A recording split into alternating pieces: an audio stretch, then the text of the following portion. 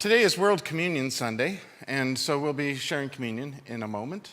It seems the theme of world is particularly important this weekend because yesterday was the National Day for Truth and Reconciliation, Orange Shirt Day. And that's a time for us to remember not only our role in residential schools, but also to hear the stories of those who experienced them and their families. You may know it as better as Orange Shirt Day than the National Day for Truth and Reconciliation, which is way too long a title. But it kind of does get to the point, although Orange Shirt Day kind of makes it a little bit clearer. That's a story you ought to know.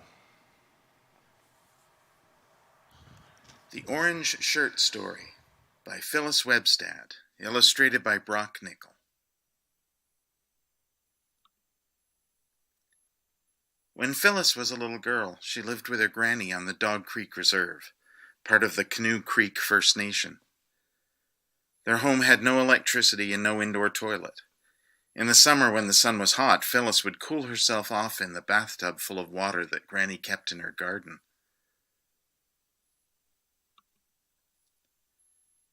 Phyllis and Granny lived off the food they grew in Granny's garden and berries from the land. Granny and Phyllis would go to the Fraser River and catch fish. They would eat some fish for dinner and dry the rest on the drying rack to save for winter. They didn't have much, but they got by with what they had. Growing up, Phyllis felt lonely. There weren't many children on the reserve to play with. Each September, all the older children, like her cousin, would leave the reserve to go to school. Phyllis looked forward to the day that she could go, too. Phyllis didn't get many hugs when she was little, but she did have Granny, and Granny's house was a safe place for everyone on the reserve. There were lots of people who came to Granny for help and advice. Phyllis's favorite place to be was Granny's kitchen. When Phyllis turned 6 in July, Granny made her a cake to celebrate her birthday. Granny told Phyllis now that she was 6, she was old enough to go to school. When September came, she would go to the residential school, St. Joseph's Mission, for the first time. Phyllis was excited about going to school so she could play with her cousin and the other children. She wanted to find out what happened there and hoped she would make some friends. Before her first day at school, Granny took Phyllis into town to buy her a new shirt. They didn't have a car or a truck, so when they went into town, they would take a blue bus that they called the Stage. Going to town was exciting. They took the stage down a noisy and bumpy dirt road. Soon the bumps stopped and the noise hushed. Phyllis looked out the window and saw a paved road whizzing by underneath them. The town was so loud and busy, with people and vehicles everywhere. There were shops to visit and restaurants to eat in. One shop had a red and white pole outside of it. Phyllis watched it twirl round and she wondered where the stripes were going. Granny took Phyllis to a restaurant, and they sat at a booth with a mini jukebox. When Phyllis dropped a coin into the slot, the box would play a song for her. Phyllis ordered breakfast with 2 eggs. When they came, they were sunny side up. It was like they were looking up at her from the plate.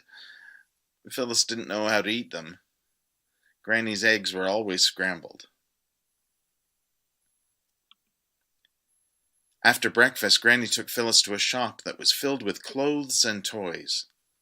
Phyllis picked out a shiny orange shirt that laced down the front. It was bright and exciting. She felt as excited about the shirt as she did about going to school. Granny bought the shirt, and they got back on the stage and went home. Phyllis held the bag with her orange shirt in it all the way. She promised herself that she wouldn't wear it until the big day when she went to school. Phyllis waited and waited, and finally the day arrived. Phyllis, wearing her shiny orange shirt for the first time, said goodbye to Granny. Granny patted her on the head and said, "What loves it?" Phyllis got on the stage with all the other children and waved at Granny from the window. It was a 2-hour journey to get to the residential school, much further than Phyllis had ever traveled before. She stared out of the window, waiting to see the place where they were going. When they arrived, Phyllis started to feel very scared.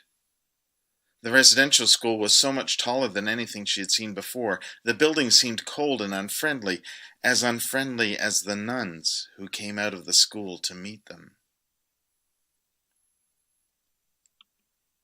Phyllis asked her cousin how long they had to stay there. Her cousin said that it would be 300 sleeps before they could go home. 300 sleeps? That sounded like forever. The nuns took all the children inside and walked them down a long hallway in single file. In a room, the children were undressed and made to take a shower. Phyllis had never seen water coming out of the walls before. Phyllis didn't want to take off her shiny orange shirt, but the nuns made her. After she had showered, they gave her different clothes to wear. She didn't like them. The nuns put Phyllis in a chair and cut her hair short. She asked for her orange shirt back, but they told her that she wouldn't be allowed to wear it anymore. Phyllis cried, "Give it back.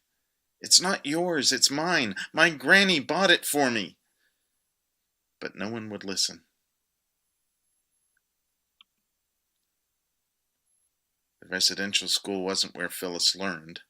It was a place where the children slept and ate. Phyllis soon realized that the nuns didn't care if she was tired, sick, hungry, or sad. She had to rely on herself. It felt as though she didn't matter. At dinner time, Phyllis and the other children would eat tasteless and almost colorless food. There were pale green moon-shaped beans that tasted awful, and there was smelly fish that definitely wasn't like the salmon that she and Granny used to eat together. At night, Phyllis wondered why Granny was not coming to get her.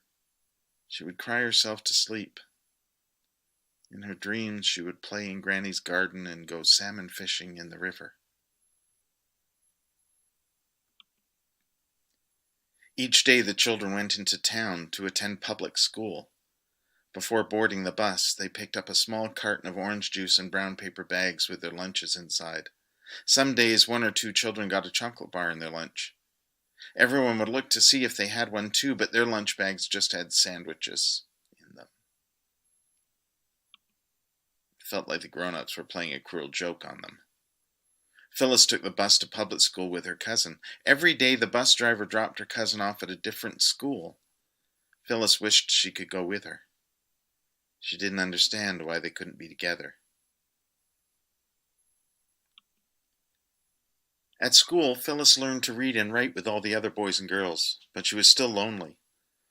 All the children from the residential school were lonely because they'd been taken away from their homes and their families. Her teacher was a curly-haired redhead. She was as nice as she smelled. She would smile at Phyllis and help her with her lessons. Phyllis wished she could go home with her teacher at the end of the day. She made being at school bearable. Phyllis liked her teacher, but she was no substitute for Granny. She wondered what Granny was doing while Phyllis went to school every day. Phyllis missed her home and the garden. She started counting the days until she could go back again. Each day the number got smaller and smaller. She waited, and she waited. The other children at school could order books from a book club, but none of the residential school children were allowed to get any. Phyllis didn't understand why they were treated differently. She wanted a book too. Why wasn't she allowed one? In the playground, she was just like all the other boys and girls. At lunchtime, everyone played together. Phyllis learned to swing on the swings and would wrap her swing around the pole and watch it unwind. The best time of day was when the bus came to pick them up after school. Phyllis always saved a seat for her cousin. When it came time to her stop, her cousin would run on the bus and plop down next to Phyllis. Sometimes she would bring onions that she picked on the school grounds. Her cousin would say, "Want some?" And Phyllis would laugh at her onion breath. But Phyllis was always so hungry. She would grab an onion and eat it like an apple. Her breath smelled just as bad as her cousin's. On the bus, they learned to sing songs together, and they sang, "We are the missions, mighty, mighty missions. Everywhere we go, oh, people want to know, oh, who we are, so we tell them, we are the missions." The seasons changed from fall to winter, then to spring, and finally it was summer again. Phyllis was excited about going home. She never wanted to go back to the residential school or see the cold-hearted nuns ever again. After 300 sleeps, the stage came and took Phyllis back home to the reserve. She was so happy to be back to a place where she mattered, a place where people cared about her. That summer she stayed at home with her granny. She stayed in her familiar house and worked with Granny in the garden. She went fishing for salmon in the Fraser River, and she ate them for dinner. She had everything she needed, and she never went back to the residential school again. Not every child was as lucky as Phyllis. The end.